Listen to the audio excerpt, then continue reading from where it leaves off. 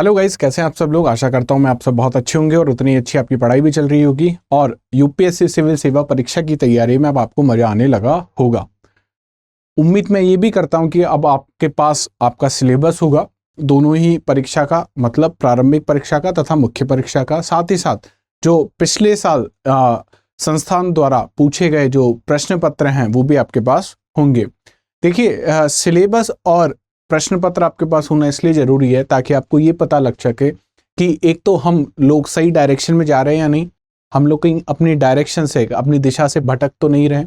दूसरी चीज, आपको ये भी पता लगे कि कौन सा टॉपिक बहुत ज्यादा इंपॉर्टेंट है और कौन सा टॉपिक बहुत ज्यादा इंपॉर्टेंट नहीं है। इस चीज को बहुत आसान कर देता है एक बैच, एक फाउंडेशन बैच, जहां पे आपको ये चीज भी बताई जाती है कि कौन सी चीजें, कौन सा टॉपिक आपके लिए इंपॉर्टेंट है। साथ ही साथ आपको ये भी पता लगता है कि उस टॉपिक की कितने डेप्थ तक आपको जाना जरूरी है। तो स्टडी आईक्यू आपकी इस समस्या को कैसे हल कर सकता है। स्टडी आईक्यू अपना 4th बैच अपना लॉन्च कर रहा है। कब है उसकी डेट? उसकी डेट आपको दिख रही है 22 अप्रैल को शुरू हो जाएगा शाम को 6 बजे से।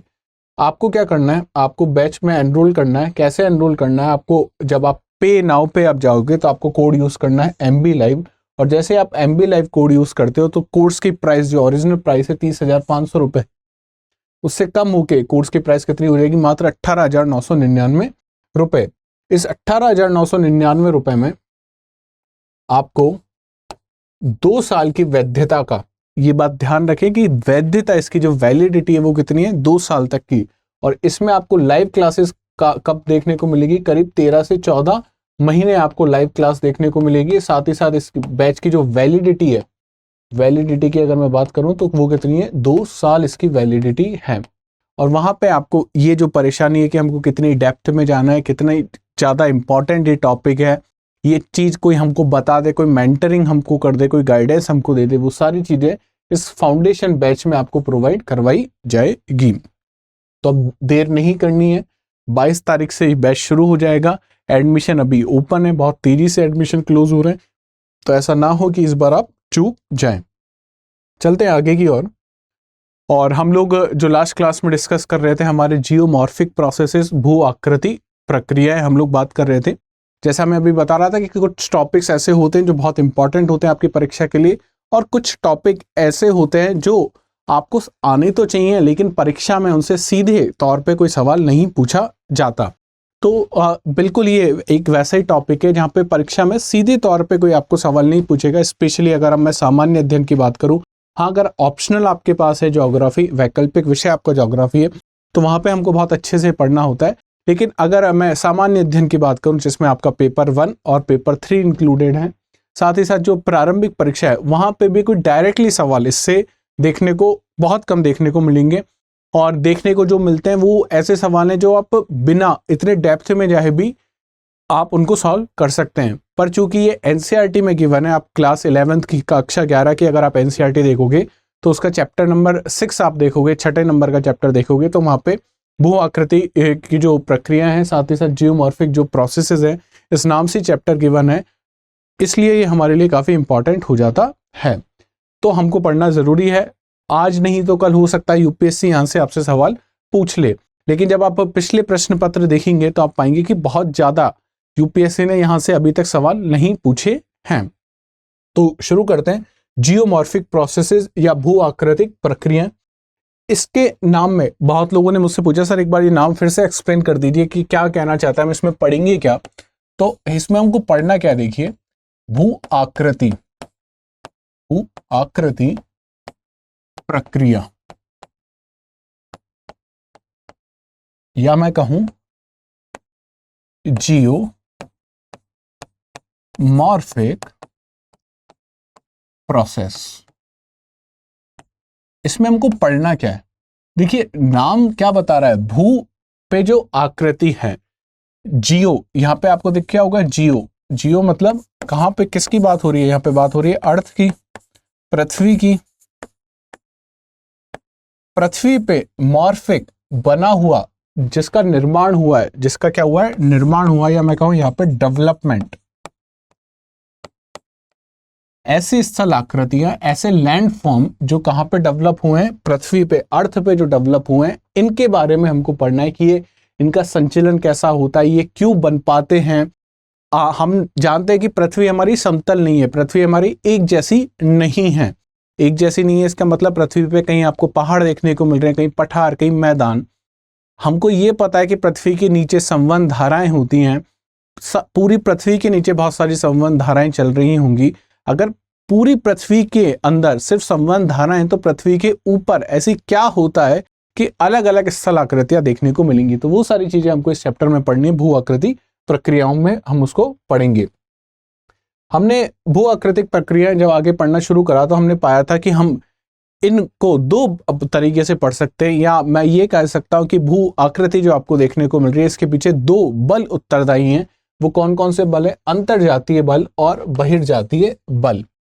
अब आप एक क्वेश्चन मेरे से पूछा गया था मेरे इंस्टाग्राम चैनल पे कि सर ये अंतरजातीय बल और बहिर्जातीय बल, इनका निर्माण कैसे होता है। हमने ये तो समझ लिया था कि अंतरजातीय बल वो बल जो पृथ्वी के अंदर से उत्पन्न हो रहे हैं, और ऐसे बल जो पृथ्वी के बाहर से उत्पन्न हो रहे हैं उनको हमने बहिर्जातीय बल कहा था। लेकिन ये अंतरजातीय बल और बहिर्जातीय बल, अंतरजातीय बल और बहिर्जातीय बल, ये उत्पन्न क्यों हो रहे हैं? क्या वजह है कि अंतरजातीय बल और बहिर्जातीय बल उत्पन्न हो रहे हैं? तो देखिए, पृथ्वी के अंदर की अगर मैं बात करूं, पहले अंतरजातीय बल हम देखें तो पृथ्वी के अंदर होंगे, यहाँ पे होंगे पृथ्वी के अंदर। पृथ्वी के अंदर क्या है हमें पता है, पृथ्वी के अंदर ऊष्मा है। पृथ्वी के अंदर ऊष्मा आई कहां से? पृथ्वी के अंदर ऊष्मा हमें पता है कहां से आ रही है, रेडियोधर्मी पदार्थों से। जब रेडियोधर्मी पदार्थों का विखंडन होता है तो बहुत सारी ऊष्मा निकलती है, उसका ऊष्मा का उत्सर्जन होता है, और इस ऊष्मा के उत्सर्जन के कारण यहाँ पे बहुत सारे क्या पैदा होते हैं, बहुत सारे बल पैदा होते हैं। पर ऊष्मा से कैसे बल पैदा हुए? तो हमें पता है कि अगर हम पृथ्वी के अंदर जाएंगे, पृथ्वी के अंदर जैसे जैसे जाएंगे तो क्या बढ़ेगा? तापमान बढ़ेगा, दाब बढ़ेगा, तथा द्रव्यमान भी बढ़ता जाएगा। तो इन तीनों चीजों के कारण, ताप, दाब और द्रव्यमान के कारण क्या पैदा होता है? यहाँ पे बल पैदा होता है। या मैं ये कह सकता हूं जैसे जैसे ताप बढ़ता है, दाब बढ़ता है, द्रव्यमान बढ़ता है, इसके कारण पृथ्वी क्या करता है, पृथ्वी के अंदर से कुछ बल निकलते हैं जिनको हम क्या कहते हैं, अंतरजातीय बल कहते हैं, जो किसके लिए उत्तरदायी हैं? जो पृथ्वी पे स्थित भू आकृतियों के लिए उत्तरदायी हैं। तो हमें समझ में आया कि अंतरजातीय बल कहां से पैदा हुए। अब देखते हैं अंतरजातीय बल करते क्या है। हमने पढ़ा था अंतरजातीय बल, हमने दो तरीके के पढ़े थे, कैटास्ट्रॉफिक जो बहुत सडन आएंगे उनको क्या बोला था, डायस्ट्रॉफिक, कैटास्ट्रॉफिक। दो पार्ट्स में हमने इनको पढ़ा था। या मैं ये कह सकता हूं एक पटल विरूपणी हमने कहा था, और हमने कहा था एक अचानक होने वाली घटना है। ये करती क्या है? ये पृथ्वी का जो उच्चावच है, पृथ्वी का जो भू आकृति है, उसको उबड़ खाबड़ करने की कोशिश करती है। कहीं पे पहाड़ बनाएगी, कहीं पे पठार बनाएगी, कहीं पे मैदान बनाएगी। वहीं पे मैं बात करूं बहिर्जातीय बल, बहिर्जातीय बल क्या करेंगे? जो उबड़ खाबड़ आपको देखने को मिल रहा है इसको प्लेन करने की कोशिश करेंगे, इसको समतल करने की कोशिश करेंगे। अच्छा, हमने देखा अंतरजातीय बल के लिए कौन जिम्मेदार है? अंतरजातीय बल के लिए पृथ्वी स्वयं जिम्मेदार है, क्योंकि ये सब कहां से उत्पन्न हो रहे हैं? पृथ्वी के अंदर से उत्पन्न हो रहे हैं। वहीं पे मैं बात करूं बहिर्जातीय बलों के लिए कौन उत्तरदायी है, तो बहिर्जातीय बलों के लिए जो उत्तरदायी है उसका नाम है सूर्य। सूर्य से क्या होता है? सूर्य से हमें पता है हमें ऊर्जा मिलती है, किस रूप में? ऊष्मा के रूप में हमें ऊर्जा मिल रही है, प्रकाश के रूप में हमें ऊर्जा मिल रही है। तो सूर्य से जो हमको ऊर्जा और ऊष्मा मिलती है उसके कारण क्या होता है? हवाएं चलती हैं, उसके कारण बारिश होती है, उसके कारण पानी बहता है। तो ये सब किसके लिए जिम्मेदार है? ये सब बहिर्जातीय बल हैं। बहिर्जातीय बल के पीछे उत्तरदायी कौन है? सूर्य बहिर्जातीय बल के पीछे उत्तरदायी है। और ये क्या कार्य करेंगे? ये अपर्दन करेंगे, इसका अपक्षय करेंगे, इसका एक जगह से दूसरी जगह इसको निक्षेपण करेंगे। तो क्या करेंगे? पृथ्वी की जो भूपर्पटी है उसको समतल करने की कोशिश काम कौन करता है? बहिर्जातीय बल इनका काम करते हैं। वहीं हमने एक और बात देखी थी कि अंतरजातीय जो बल होते हैं इनको हमने क्या नाम दिया था? इनको हमने बोला था रचनात्मक। ये क्या करेंगे? ये रचना करेंगे। अभी रचना किस किस की कर सकते हैं? हमने देखा था महाद्वीपों की रचना कर सकते हैं, हमने देखा था पहाड़ों की रचना कर सकते हैं, पठारों की रचना कर सकते हैं। अब आप मुझसे पूछेंगे सर हमने पठार तो देखी ही नहीं, पर आपको याद होगा हमने जब ज्वालामुखी पढ़ा था तो क्या ज्वालामुखी से पठारों का निर्माण होता है? तो आपको याद आना चाहिए कि हाँ सर, ज्वालामुखी से पठारों का निर्माण होता है, ज्वालामुखी से मैदानों का निर्माण होता है। तो मैं कहूँ रचनात्मक बल हैं, अंतरजातीय बल, तो किस किस का निर्माण कर रहे हैं? वो निर्माण कर रहे हैं आपके पर्वतों का, वो निर्माण कर रहे हैं आपके पठारों का, वो निर्माण कर रहे हैं आपके मैदानों का, वो निर्माण करेंगे झीलों का, वो निर्माण करेंगे आपकी कटकों का, वो निर्माण करेंगे आपकी भ्रंशों का, वो निर्माण करेंगे बहुत सारी दरारों का। ये सब कौन कर रहा है? ये रचनात्मक बल इनका क्या कर रहे हैं? निर्माण कर रहे हैं। ये बात बहुत जरूरी है कि अंतरजातीय बल क्या करते हैं? निर्माण करते हैं। वहीं पे मैं बात करूं बहिर्जातीय बलों का, तो बहिर्जातीय बल निर्माण करेंगे, तो हमें पता है बहिर्जातीय बल निर्माण नहीं करेंगे। क्यों नहीं करेंगे? क्योंकि अभी हमने देखा कि पृथ्वी की सतह पे ये जो उच्चावच आपको देखने को मिल रही है, बहुत सारी स्थल आकृति आपको देखने को मिल रही है, ये सब ऊबड़ खाबड़ है। बहिर्जातीय बलों का कार्य क्या है? इनको प्लेन करना। अभी प्लेन कैसे कर सकते हैं? इनको समतल कैसे करने की कोशिश करेंगे? इनका वो क्या करेंगे? अपर्दन करेंगे।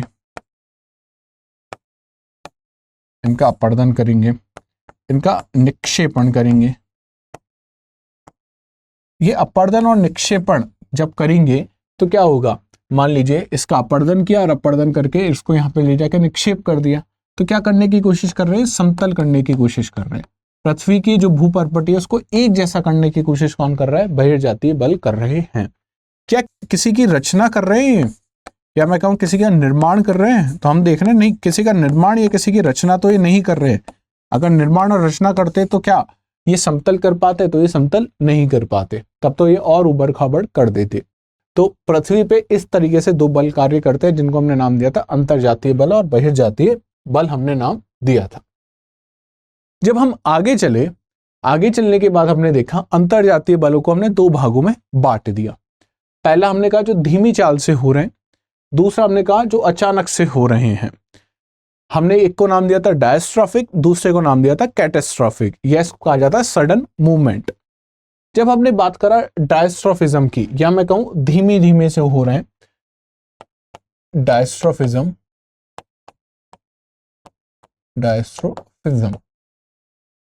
ये कैसे होंगे? जो आपको देखने को मिलेंगे धीमे होंगे। देखिए आप जब किताबें पढ़ेंगे तो किताबों में दो शब्द यहाँ पे इंटरचेंज यूज करा जाता है। आपको कहीं कहीं पे देखने को मिलेगा संचलन, कहीं कहीं पे देखने को मिलेगा बल, कहीं कहीं पे आपको देखने को मिलेगा मूवमेंट, और कहीं कहीं पे आपको देखने को मिलेगा फोर्स। तो ये जो फोर्स और मूवमेंट इंटरचेंजेबली हम यहाँ पे यूज करते हैं, उसका मतलब ये है कि फोर्स के कारण बहुत सारे मूवमेंट होते हैं। तो अब इसको डायस्ट्रोफिक मैं फोर्स भी लिख सकता हूँ और यहाँ पे डायस्ट्रोफिक मूवमेंट भी लिख सकता हूँ, क्योंकि जब जब ये बल लगेगा तो क्या होगा? गतियां होगी, कुछ संचलन होगा। तो इसलिए इन दोनों शब्दों को क्या इंटरचेंज यूज किया जाता है। तो हम बात कर रहे थे जो धीमे धीमे होते हैं, ऐसे कौन से प्रोसेस है, उनको हमने नाम दिया था डायस्ट्रोफिज्म, धीमी गति से होने वाले। अच्छा, धीमी गति से कौन कौन से प्रोसेस होंगे? तो हमने दो चीजें देखी थी। एक को मैं कहा था महादेशीय या महाद्वीपीय कह सकता हूं मैं उसको, महादेशीय। दूसरा मैंने कहा था पर्वत, और दोनों के आगे क्या लगाना है? जनक। महादेशीय जनक और पर्वतीय जनक। इसको हमने एक और नाम दिया था एपिरोजेनिक, और इसको नाम दिया था ऑरोजेनिक। यहां तक कोई डाउट नहीं होगा। जब हमने एपिरोजेनिक का मतलब समझने की कोशिश करी थी तो हमने देखा था एपिरोजेनिक का मतलब यह है, महादेशीय जनक का मतलब यह है कि ऐसे बल जो किसको जन्म देंगे? जो महादेश को या महाद्वीप को जो जन्म दे, वो कैसे होते हैं? वो बल होते हैं एपिरोजेनिक। तो क्या महाद्वीप जो होता है वो एक दिन में बन के तैयार हो जाता है? तो हमने देखा था नहीं, महाद्वीप बनने में काफी समय लगता है, तो बहुत धीमे धीमे होता है। क्या इसका अनुभव आप अपने जीवन काल में कर सकते हैं? तो हमने देखा था इसका अनुभव हम हमारे जीवन काल में नहीं कर सकते। ऐसा नहीं होगा कि आज कोई महाद्वीप नीचे से बनना शुरू हुआ और वो कल आपके सामने बन के तैयार हो गया। ऐसे नहीं होता है महाद्वीप का निर्माण। अच्छा, हमने एक और चीज देखी थी कि ये जो हमने बात करें अंतरजातीय बल, जो हम बात कर रहे हैं कौन से बल की, अंतरजातीय बलों की जो बात कर रहे हैं, वो दो तरीके से कार्य करते हैं। दो तरीके से कार्य कैसे करते हैं? एक करते हैं वो वर्टिकली और दूसरा करते हैं हॉरिजॉन्टली, या मैं कहूं एक करते हैं लंबवत, एक करते हैं लंबवत और दूसरा करते हैं क्षैतिज रूप से। दूसरा कैसे करेंगे? वो क्षैतिज रूप से कार्य करते हैं। अच्छा, लंबवत कार्य करने का मतलब क्या है? या तो किसी चीज को ऊपर लेके जाएगा या किसी चीज को नीचे ले जाने की कोशिश करेगा। क्षैतिज रूप से कार्य किसी को दाएं ले जाने की कोशिश करेगा, किसी को बाएं ले जाने की कोशिश करेगा। क्या मैं ये भी कह सकता हूं कि संचलन अगर हो रहा है तो लंबवत संचलन होगा कि या तो ऊपर जाएगा या नीचे जाएगा। वहीं पे क्षैतिज रूप से अगर संचलन हो रहा है तो वो या तो दाएं की ओर जाएगा या बाएं की ओर जाएगा। ये कौन से बल होते हैं? अंतरजातीय बल होते हैं। ठीक है, अब बात कर रहे थे हमने अंतरजातीय बलों के दो पार्ट भी समझ लिए कि एक होता है एपिरोजेनिक जिसको हमने महादेशीय जनक कहा, दूसरा ऑरोजेनिक जिसको हमने पर्वतीय जनक कहा। तो जब हमने अंतरजातीय बलों को दो भागों में विभाजित किया, एक को एपिरोजेनिक और दूसरा ऑरोजेनिक, यह है महादेशीय जनक और यह है पर्वतीय जनक। तो जो एपिरोजेनिक है, जो महादेशीय जनक है, ये कैसे कार्य करेगा? ये हमेशा कार्य करेगा लंबवत। कैसे कार्य करेगा? ये लंबवत। वहीं पे ऑरोजेनिक की बात की जाए तो ये कैसे कार्य करेगा? ये क्षैतिज रूप में कार्य करेगा, या मैं कहूं क्षैतिज रूप में इसका संचलन होगा। क्षैतिज रूप में संचलन होगा मतलब इस तरीके से बल लग रहा होगा कहीं, और लंबवत की अगर मैं बात करूं तो इस तरीके से या तो संचलन हो रहा होगा या बल लग रहा होगा। अब देखो फिर से दोनों शब्द मैं यूज कर रहा हूं, बल भी यूज कर रहा हूं और संचलन भी यूज कर रहा हूं। इसका मतलब अगर बल इस प्रकार लग रहा है, किसी कोई ये प्लेट है, इस पे मैं बल नीचे से ऐसे लगाने की कोशिश कर रहा हूं, तो इसका संचलन किस प्रकार होगा? इसका संचलन भी तो इसी प्रकार होगा। तो यहाँ पे हम बल और संचलन इसीलिए दोनों को इंटरचेंजेबली यूज कर सकते हैं, किसी को भी यूज कर सकते हैं। बल भी यूज करा जाता है, संचलन भी प्रयोग किया जा सकता है। तो एपिरोजेनिक जो बल होते हैं, जो महादेशीय जनक जो बल होते हैं, या उनका संचलन जो होता है वो कैसा होगा? आपको लंबवत देखने को मिलेगा। वहीं पे मैं बात करूं जो ऑरोजेनिक है, उनका जो संचलन होगा या वो उस पे जो बल लग रहा होगा वो क्षैतिज रूप से उस पे बल लग रहा होगा। तो हमने बात करी जो धीमे धीमे होते हैं वो दो प्रकार के होते हैं, लंबवत कार्य करने वाला, क्षैतिज रूप से कार्य करने वाला। इसको हमने नाम दिया एपिरोजेनिक और इसको नाम दिया ऑरोजेनिक। इसको कहा जाता है महाद्वीपीय निर्माण, इसको कहा जाता है पर्वतीय निर्माण। यहाँ पे कोई डाउट नहीं होना चाहिए। महाद्वीपीय निर्माण कैसे कार्य कर रहा है? लंबवत कार्य कर रहा है। तो ये ऊपर की ओर लगेगा या नीचे की ओर लगेगा? यही हमने बात करी थी, लंबवत कर रहा है तो या तो ऊपर की ओर लगेगा या नीचे की ओर लगेगा। वहीं पे हमने बात करी थी पर्वतीय निर्माण की। पर्वतीय निर्माण किस प्रकार कार्य कर रहा है? क्षैतिज रूप से। तो क्षैतिज रूप से क्या होता है? दो प्रकार से लग सकते हैं, दाएं और बाएं। इसको मैं इस प्रकार कहूं, दोनों बल एक दूसरे के विपरीत दिशा में लग रहे हैं। दोनों बल, दो तरफ से बल लग रहा है और दोनों बल एक दूसरे के कौन सी दिशा में लग रहे हैं? विपरीत दिशा में लग रहे हैं। ये बल इस किसी चीज को इधर धक्का देने की कोशिश कर रहा है और ये बल इसको इधर धक्का देने की कोशिश कर रहा है। ठीक है, ये बल इधर ले जाने की कोशिश कर रहा है, दूसरा बल इधर ले जाने की कोशिश कर रहा है। तो क्या होगा?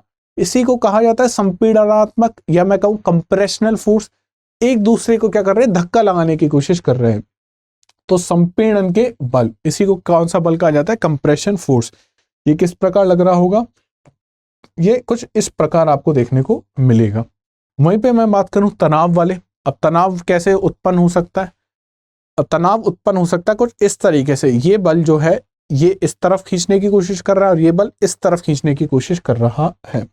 ये बल इस तरफ खींचने की कोशिश और ये बल इस तरफ खींचने की कोशिश। अच्छा, क्या इन दोनों ही केस में बल जो लग रहे हैं वो एक दूसरे के कौन से दिशा में लग रहे हैं? विपरीत दिशा में लग रहे हैं, समान दिशा में लग रहे हैं? ये मेरे को आप कमेंट सेक्शन में बताएं। तो ये होता है तनाव के बल। तो हमने पढ़ा टेंशनल फोर्स, हमने पढ़ा कंप्रेशनल फोर्स, हमने पढ़ा जो नीचे की ओर लग रहा है वो वाले बल, और जो ऊपर की ओर लग रहे हैं वो वाले बल।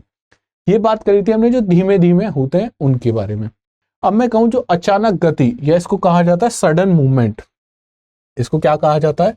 या तो आप इसको कहो sudden movement, sudden movement. Sudden को मैं कह सकता हूं अचानक, गति, अचानक गति वाले, तो नाम ही बता रहा है ये कैसे होंगे, अचानक होंगे। तो क्या हम हमारे जीवन काल में इनका अनुभव कर सकते हैं? तो हमने देखा था हाँ भाई, हम इसका हमारे जीवन काल में क्या कर सकते हैं, अनुभव कर सकते हैं। अच्छा, कितने भागों में हमने बांटा था सडन मूवमेंट को? अगर आपको याद हो तो हमने 2 भागों में सडन मूवमेंट को बांटा था। कौन कौन से वो भाग थे? पहला हमने देखा था, एक है भूकंप और दूसरा है ज्वालामुखी।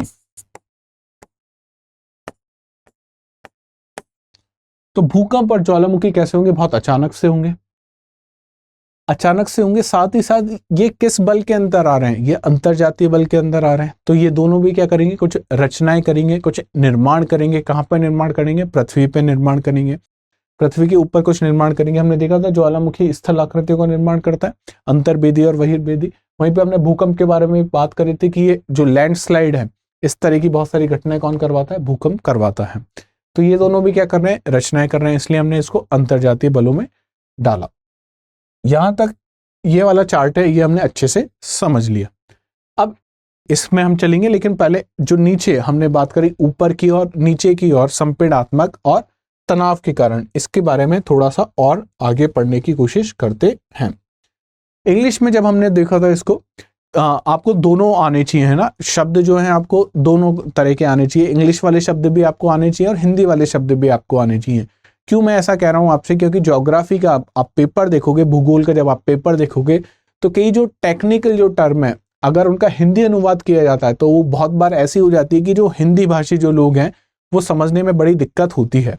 तो आप कोशिश कीजिए जब भी आप अपने नोट्स बनाएं तो उसमें हिंदी की टर्म तो लिखें। जैसे आपने अंतरजातीय लिखा, उसके साथ ही साथ उसके ब्रैकेट में लिखिए एंडोजेनिक। जहां आपने बहिर्जातीय लिखा, वहां लिखा कीजिए एक्सोजेनिक।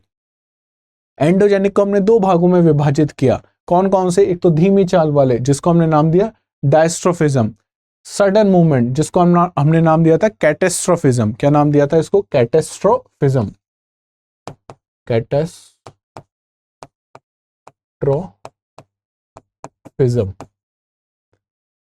ये स्लो है, ये सडन मूवमेंट है। स्लो को हमने, या धीमी गति को हमने फिर से 2 भागों में विभाजित किया। कौन कौन सा? हमने बात करी थी लंबवत, वर्टिकल, या हमने बात करी थी हॉरिजॉन्टल, क्षैतिज रूप से जो कार्य करते हैं। इसको हमने नाम दिया था एपिरोजेनिक, इसको नाम दिया था ऑरोजेनिक। और एपिरोजेनिक को हमने 2 भागों में विभाजित किया, जो ऊपर की ओर है अपवर्ड, नीचे की ओर डाउनवर्ड। जो हॉरिजॉन्टल या क्षैतिज रूप से कार्य कर रहे हैं वो फोर्सेस ऑफ कंप्रेशन, संपीड़नात्मक, और फोर्सेस ऑफ टेंशन, तनाव वाले बल। हमने सडन मूवमेंट में बात करी थी वॉल्केनो की और अर्थक्वेक की, हमने बात करी थी ज्वालामुखी की और भूकंप की।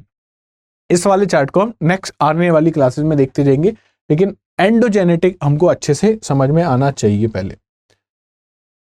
तो हमने सबसे पहले समझा था कि भू आकृतिक प्रक्रिया क्या होती है। भूतल पर परिवर्तन लाने वाले बलों का आगमन 2 स्रोतों से होता है। कौन कौन से वो 2 स्रोत हैं? पहला, पृथ्वी के आंतरिक भाग से जब हो रहा है, अगर पृथ्वी के आंतरिक भाग से ऐसे बल उत्पन्न हो रहे हैं जो क्या कर रहे हैं? भूतल पर परिवर्तन लेके आ रहे हैं, ऐसे बलों को आप कौन से बल कहोगे? अंतरजातीय बल कहोगे। इन बलों द्वारा भूतल पर असमानताओं का क्या किया जाता है? सूत्रपात होता है। हमने देखा था ये क्या करते हैं? उबड़ खाबड़ करते हैं। तो हमने बहुत ही रफ सेंस में उसको बोल दिया उबड़ खाबड़, लेकिन अगर टेक्निकल टर्म देखें तो वो क्या कर रहे हैं? असमानता पैदा कर रहे हैं। कौन से बल असमानता पैदा करेंगे? अंतरजातीय बल असमानता पैदा करेंगे। यहां तक आपको पता होना चाहिए। और याद करने का तरीका भी, वैसे तो शॉर्ट ट्रिक या ऐसी कोई ट्रिक बनाने की इसमें जरूरत भी नहीं है, फिर भी अगर आप चाहें तो इस तरीके से याद कर सकते हैं। अंतरजातीय बल जो है वो क्या पैदा करेंगे? असमानता।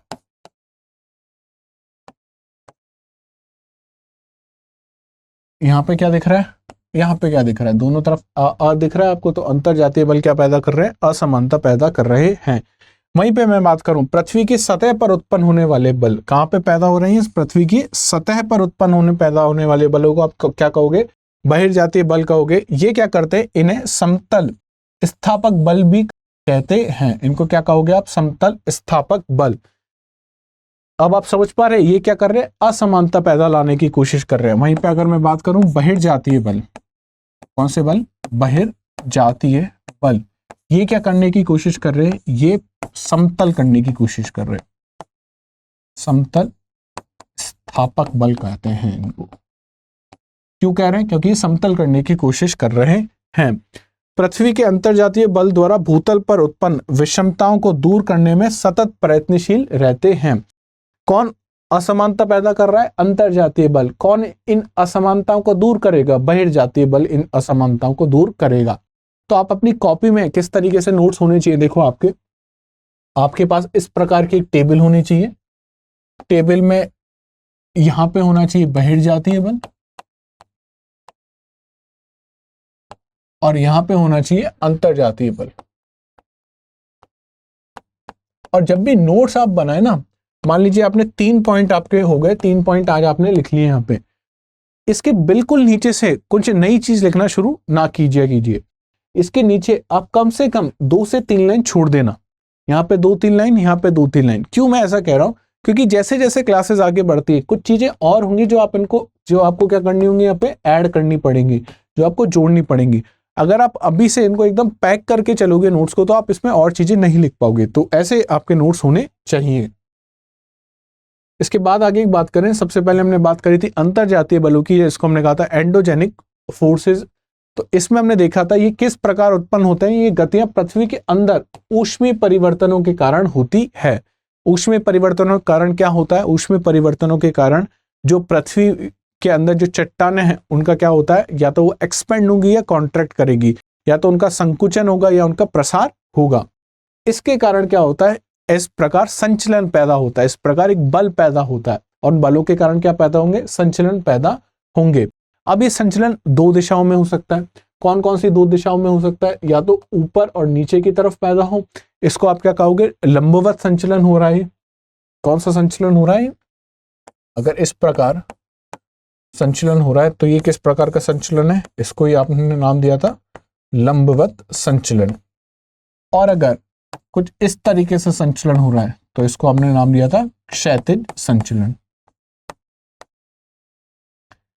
तो ये हमने बात करी किसकी? अंतरजातीय बलों की। अब आपसे पूछा जा सकता है कि इन संचलनों के परिणाम स्वरूप क्या क्या बनते हैं। देखो, पर्वत बनते हैं, मैदान बनते हैं, वलन बनते हैं। वलन मतलब जिनको फोल्ड कहा जाता है, भ्रंश आदि जैसी उच्चावचीय विशेषताओं का निर्माण होता है। ये सब किसके कारण हो रहा है? ये सब संचलन के कारण हो रहा है। किस प्रकार के संचलन?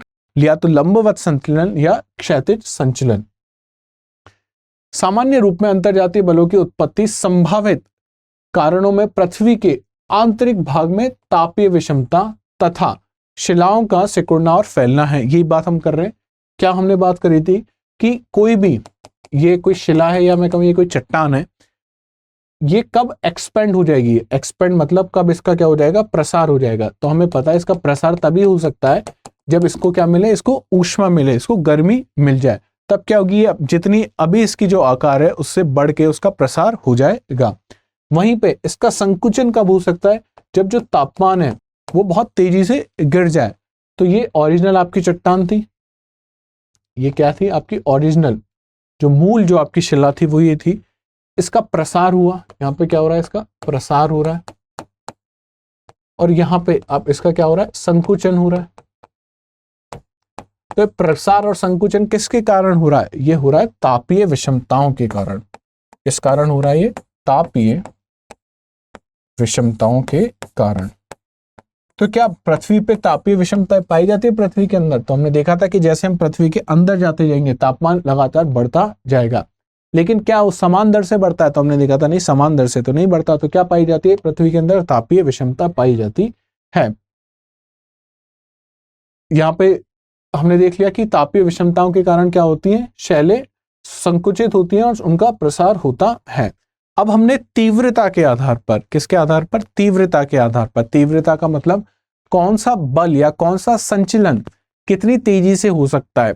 कोई संचलन ऐसा होगा जो बहुत तेजी से हो गया, अचानक हो गया, ऐसा हो सकता है। और कोई संचलन ऐसा होता है जिसको होने में काफी समय लगा। तो तीव्रता के आधार पर हमने अंतरजातीय बलों को कितने भागों में बांटा? 2 भागों में। या तो कह सकता हूं आकस्मिक बल संचलन या आकस्मिक बल इसको कहा जा सकता है। दूसरा कहा जा सकता है पटल विरूपणी बल या पटल विरूपणी संचलन। ये जो आकस्मिक है ये कैसे होंगे? बहुत अचानक होंगे, तेजी से होंगे, अचानक। और वहीं पे मैं बात करूं पटल विरूपणी जो होंगे वो कैसे होंगे? काफी धीमे धीमे होंगे। ये चार्ट अब आपको अच्छे से समझ में आ गया होगा। ये हम बात कर रहे थे अंतरजातीय बलों की। अंतरजातीय बल दो प्रकार के, आकस्मिक हो गया और एक पटल विरूपणी हो गया। आकस्मिक को मैं अचानक भी कह सकता हूँ, इसको मैं कह सकता हूँ जो धीमी गति से हो रहे हैं। आकस्मिक या कैटास्ट्रॉफिक इवेंट कौन कौन से हो सकते हैं? हमको पता है कि ज्वालामुखी हो सकता है और भूकंप हो सकता है। वहीं पे जब पटल विरूपणी जो धीमे धीमे होते हैं वो कौन कौन से होते हैं? महादेशीय जनक हो सकते हैं, पर्वतीय जनक हो सकते हैं, एपिरोजेनिक हो सकता है या ऑरोजेनिक हो सकता है। अब बात करते हैं कैटास्ट्रॉफिक या आकस्मिक या अचानक होने वाले। तो अचानक होने वाले कौन कौन से होते हैं? हमें पता है ज्वालामुखी, उद्गार और भूकंप, ये कैसे हैं? ये अचानक से होने वाले हैं। इन बलों के कारण देखो क्या, इन बलों को रचनात्मक बल या कंस्ट्रक्टिव फोर्स कहा जाता है। क्यों कहा जाता है इनको? हमने पढ़ा था क्योंकि इनके परिणाम स्वरूप भूमि की सतह पर विभिन्न विशेषताओं का क्या होता है? निर्माण होता है। ये चीज बहुत इंपॉर्टेंट है ना, इस चीज को जहां भी आप लिखें तो अंडरलाइन करके स्टार लगा के लिख लें। तो इन बलों को क्या कहा जाता है? रचनात्मक बल कहा जाता है। क्यों रचनात्मक बल कहा जाता है? देख, उदाहरण के लिए ज्वालामुखी उद्गार जब होगा तो किसका निर्माण होगा? शंकु लावा का निर्माण होगा, मैदानों का निर्माण होगा, लावा के पठारों का निर्माण होगा। एग्जाम्पल आप लिख सकते हो, जैसे दक्कन का पठार है, ये इकाहो का मैदान है, बहुत सारे शंकु हमने पढ़े थे, वो सब किसका उदाहरण है? इन्हीं प्रकार की जो स्थल आकृतियों का निर्माण है। भूकंप के परिणाम स्वरूप तटीय क्षेत्रों में उत्थान हो जाता है, भूस्खलन आ जाता है, मृदा सर्पण हो जाता है। अभी क्या होता है ये अब हम आगे पढ़ेंगे, लेकिन आपको एक चीज तो पता है यहाँ पे भूस्खलन क्या होता है। सुनामी आती है कई बार। सुनामी में क्या होता है कि बहुत सारे जो द्वीप हैं वो या तो पृथ्वी पे स्थित बहुत सारे द्वीप हैं वो या तो उन पे पानी से वो ढक जाते हैं, सबमर्ज हो जाते हैं, पानी में डूब जाते हैं, या कई द्वीप ऐसे होते हैं वो बाहर आ जाते हैं। तो सुनामी किसके कारण आती है? हम आगे पढ़ेंगे। सुनामी का कारण भी क्या है? भूकंप है। अगर भूकंप नहीं आएगा तो सुनामी नहीं आ सकती है। आगे की ओर चलें। देखिए, ये एक इंपॉर्टेंट चार्ट है ना, ये वाला चार्ट पहले वाले चार्ट से भी आपके लिए इंपॉर्टेंट है। इसमें बहुत सारी चीजें हैं, बहुत सारी इंफॉर्मेशन इसमें दी हुई है। हमने बात करा स्थल रूपों को प्रभावित करने वाले बलों का विभाजन, या हमने बात करा था भू आकृतिक जो प्रक्रिया है उनको दो भागों में बांटा जा सकता है, अंतरजातीय बल और बहिर्जातीय बल। अब आपको समझ में आ रहा होगा कि क्यों हमको ये कंफ्यूजन हो जाता है कि यहाँ पे बल यूज करना है या संचलन यूज करना है। ये देखो यहाँ पे बल भी लिखा हुआ है, पहले हमने देखा था संचलन भी लिखा हुआ है। पटल विरूपणी और आकस्मिक अंतरजातीय बल। आकस्मिक अंतरजातीय बल हमको पता है दो भागों में हम विभाजित कर सकते हैं, भूकंप और ज्वालामुखी। पटल विरूपणी जिसको हमने डायस्ट्रॉफिक कहा था, उसको देखो महादेश जनक, या जिसको मैं कह सकता हूं महाद्वीपीय जिसका निर्माण कर रहा है, और पर्वत निर्माणकारी बल, इसको नाम दिया गया ऑरोजेनेटिक, इसको नाम दिया है एपिरोजेनेटिक। अब इसको और भागों में विभाजित करा। हमने देखा था कुछ क्या हो सकता है, ऊपर की तरफ जाएंगे, कुछ नीचे की तरफ आएंगे। तो जो ऊपर की तरफ जाने वाले जिनको हमने अपवर्ड नाम दिया था, इसको क्या कहा जा सकता है? ऊपरी मुखी बल कहा जा सकता है, या इसका जो हिंदी में बहुत अच्छा जो इसके लिए शब्द यूज किया जाता है वो क्या है?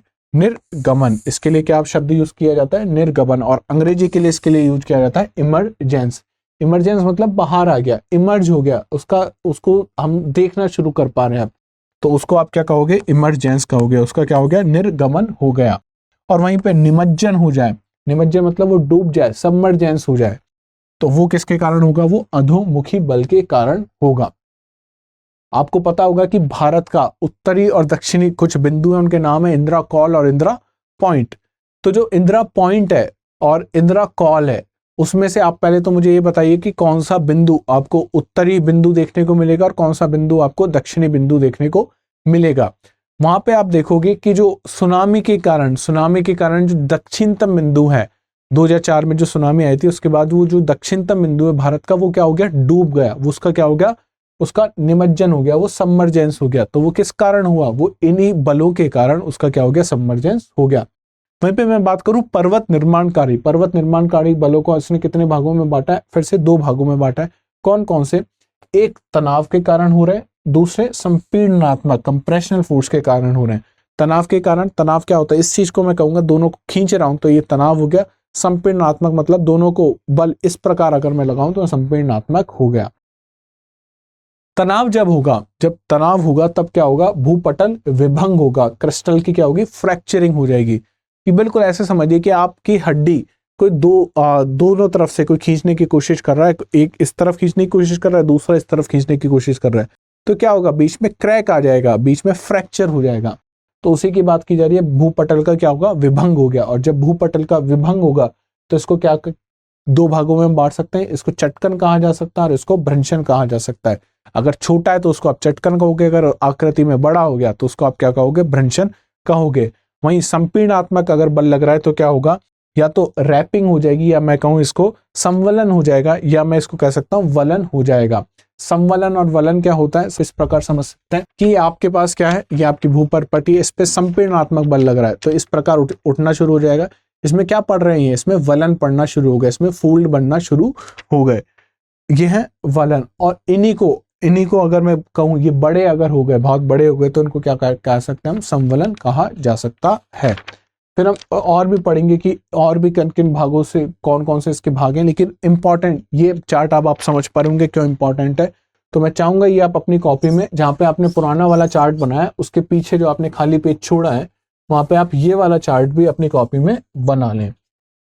और एग्जाम में कोशिश करें, ये चार्ट मैं आपको इसलिए दिखाने देता हूं कि एग्जाम में जब आपके पास बहुत ज्यादा समय नहीं है या बहुत ज्यादा स्पेस नहीं है, तो आपको कैसे बहुत सारी चीजें एक छोटी सी जगह में आप लिख सकते हैं। चलते हैं आगे। हम लोग बात कर रहे थे एपिरोजेनिक फोर्सेस की, महादेश जनक की बात कर रहे थे। हमने देखा था ये कितने प्रकार से संचलन हो सकता है, ये दो प्रकार से हो सकते हैं। कौन कौन से, ऊपरी मुखी हो सकता है, कौन सा हो सकता है, ऊपरी मुखी या जिसको अपवर्ड कहूं, या दूसरा कैसा हो सकता है, अधोमुखी हो सकता है, डाउनवर्ड हो सकता है। या तो इस प्रकार हो रहा या इस प्रकार हो रहा। ये कौन सा है, ये है ऊपरी मुखी। दूसरा कौन सा है,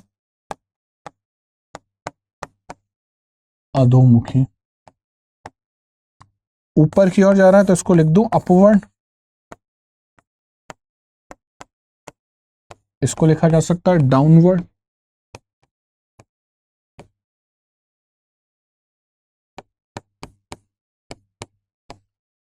हाँ या ना। अच्छा, कोई चीज ऊपर की ओर आ रही है, ऐसे समझिए,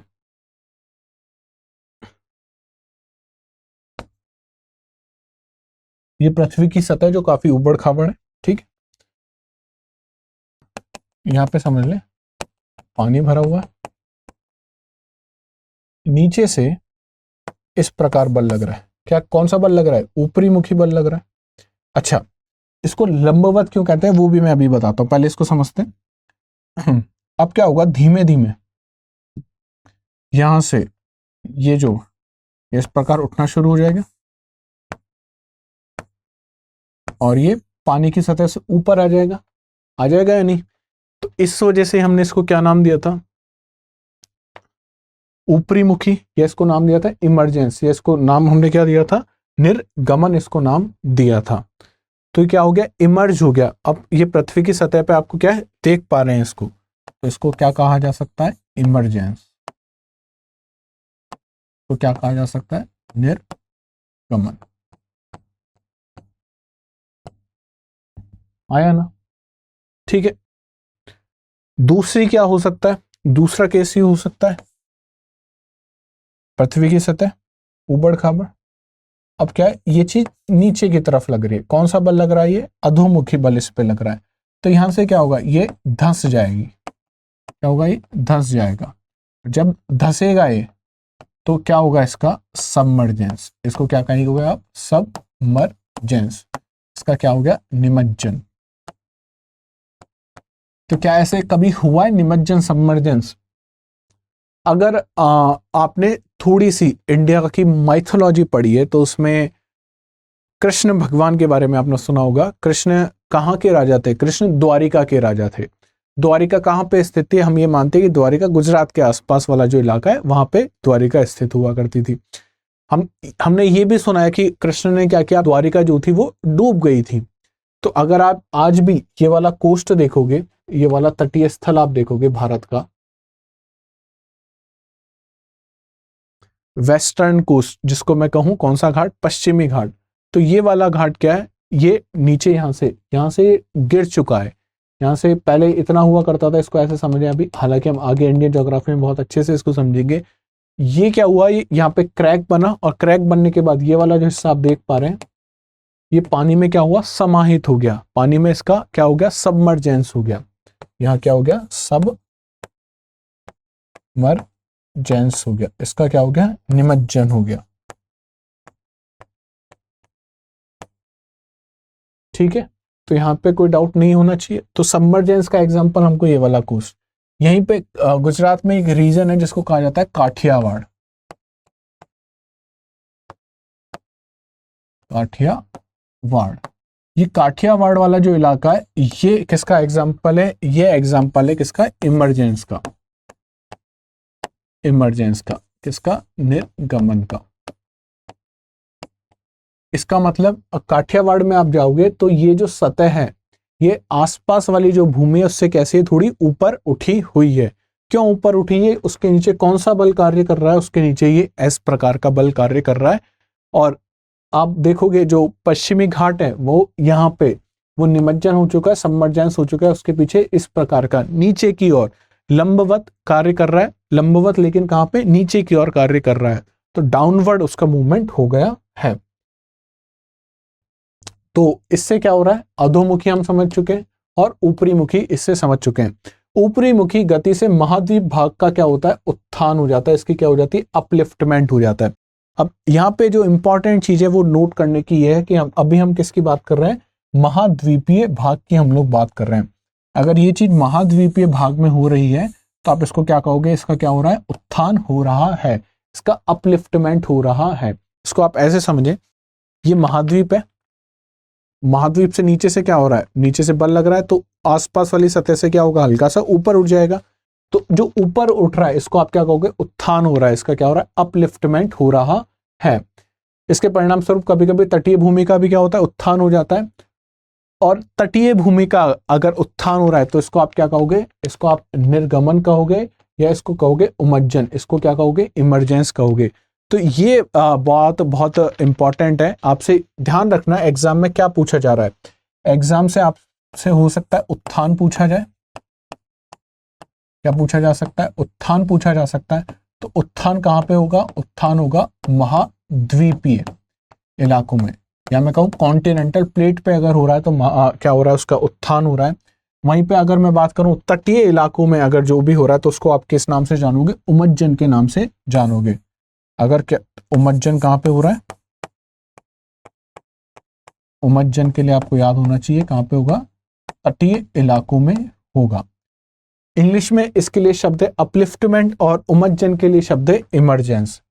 क्या क्या है, अगर महाद्वीप की पे हो रहा है तो इसको आप कहोगे अपलिफ्टमेंट, अपलिफ्टमेंट। और उमज्जन हो रहा है तो इसको आप कहोगे इमरजेंस। तो अब आप ऐसे समझ सकते हैं कि अगर कोई द्वीप समूह जो कुछ सालों पहले नहीं था और कुछ सालों बाद वो द्वीप समूह आपको देखने को मिलेगा, कुछ सालों की बात कर रहे हैं, 200 300 400 सालों की बात। तो अगर द्वीप समूह कहाँ पे मिलेगा आपको, तटीय इलाकों में, या मैं कहूँ महासागरीय प्लेट, महासागरीय वाले हिस्से में देखने को मिलेगा।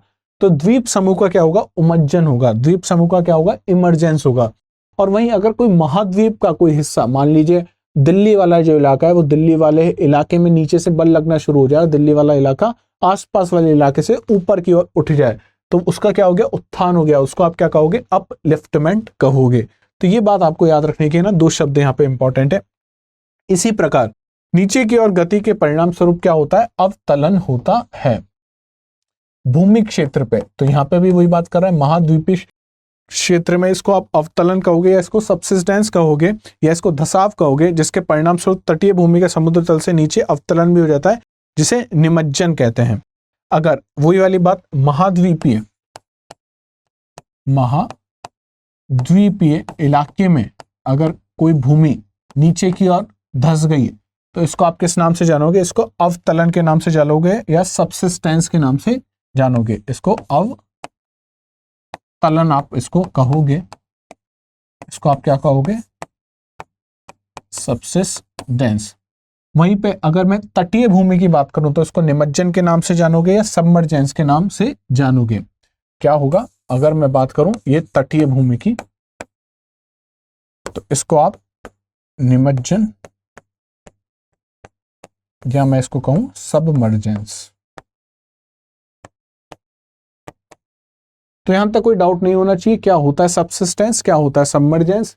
तटीय भूमि पे अगर हो रहा है तो उसको आप निमज्जन कहोगे। अगर महाद्वीपीय वाला हिस्सा है, महाद्वीपीय वाला हिस्सा ऐसे समझे कि ये आपका महाद्वीप था, महाद्वीपीय प्लेट है, और यहाँ पे कोई इलाका क्या हुआ, इस पे बल नीचे की ओर इसको खींच रहा है, नीचे की ओर खींच रहा है, तो क्या हुआ, ये इस प्रकार हो गया, आसपास वाले इलाकों से धंस चुका है। तो धंस चुका है तो इसको आप क्या कहोगे, इसका क्या हुआ है, अवतलन हो चुका है, इसका क्या हो चुका है, सबसिस्टेंस हो चुका है, ये नीचे की ओर चला गया। वहीं पे अगर मान लीजिए ये तटीय वाला इलाका, तटीय क्षेत्र है, और यहाँ पे कोई भूमि क्या हुई, नीचे की ओर चली गई, तो उसका क्या होगा, निमज्जन हो गया, उसका सबमर्जेंस हो गया। तो अब आप मुझे बताना, भारत का जो दक्षिणतम बिंदु है, जो सुनामी में डूब गया था, उसको आप अवतलन कहोगे या उसका निमज्जन कहोगे, उसका सबसिस्टेंस हुआ है या उसका सबमर्जेंस हुआ है, ये आप मेरे को कमेंट सेक्शन में बताएंगे। तो आशा करता हूं यहां तक आपको चीजें समझ में आ रही होंगी।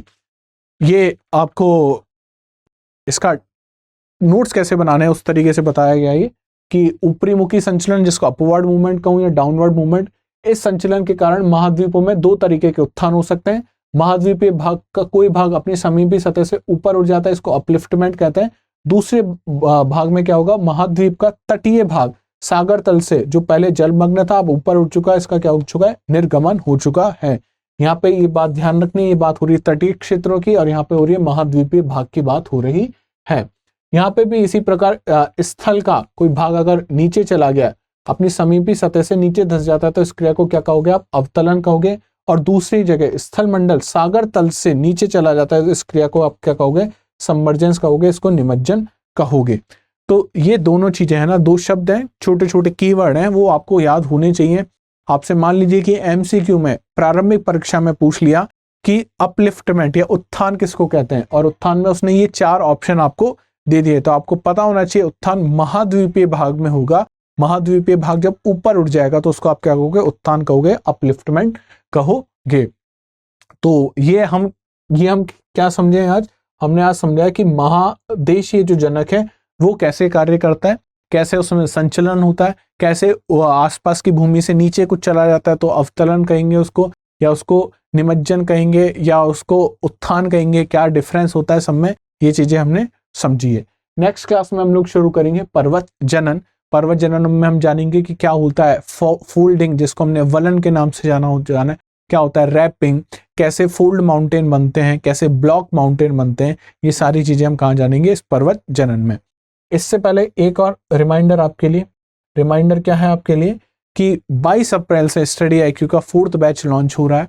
उसकी क्लासेस शाम को 6 बजे से शुरू हो जाएंगी, करीब 2.5 से 3 घंटे की क्लास होगी, जिसमें डाउट सेशन आपकी फैकल्टी जो कि अभी यूट्यूब पे ये दिक्कत होती है कि मैं आपके डाउट इसी समय पे नहीं ले पाता, वहां पे ये सुविधा आपके पास उपलब्ध होगी कि मैं अगर यहाँ पे कुछ पढ़ा रहा हूँ और आपको डाउट आ रहा है तो वो डाउट मैं आपका उसी समय क्लियर कर पाऊंगा। जैसे आप लोग ऑफलाइन क्लास में बातचीत करते हैं, उसी तरीके से आप मेरे से उस क्लास में अपने वॉइस के थ्रू, अपने बातचीत के थ्रू आप मेरे को क्वेश्चन पूछ सकते हैं, और मैं उसका क्या करूंगा, उसी समय पे निवारण करने की कोशिश करूंगा। तो ये इसका बहुत अच्छा फीचर है। आपको बस ये ध्यान रखना है कि आप जब भी कोर्स लें, खरीदें, तो आपको कोड यूज करना है MB Live, और जैसे MB Live यूज करोगे तो कोर्स की प्राइस गिर के कितनी हो जाएगी, मात्र 18,999 रुपए हो जाएगी।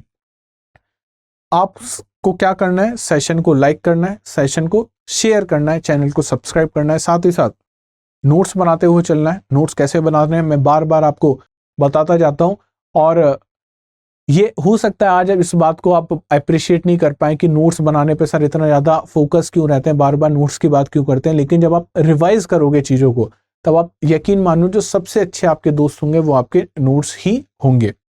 तो नोट्स आपको बनाना है, आपको चीजों को रिवाइज करना है, लाइक करना है, शेयर करना है और सब्सक्राइब कर देना है। कमेंट सेक्शन में बता देना कि कैसी लगी क्लास। साथ ही साथ कोई भी डाउट हो या चैनल की PDF की बात हो तो आपको पता है मुकुल भारद्वाज ज्योग्राफी नाम से टेलीग्राम चैनल है, और कोई भी अगर आपको डाउट होता है तो आप मेरे इंस्टाग्राम चैनल पे मुझे मैसेज करके पूछ सकते हैं। तो मिलते हैं कल इसी समय ज्योग्राफी में पर्वत जनक पे ऑरोजेनेसिस प्रोसेस हम लोग पढ़ेंगे। तब तक के लिए अपना ध्यान रखना है, स्वस्थ रहना है। जय हिंद, जय भारत।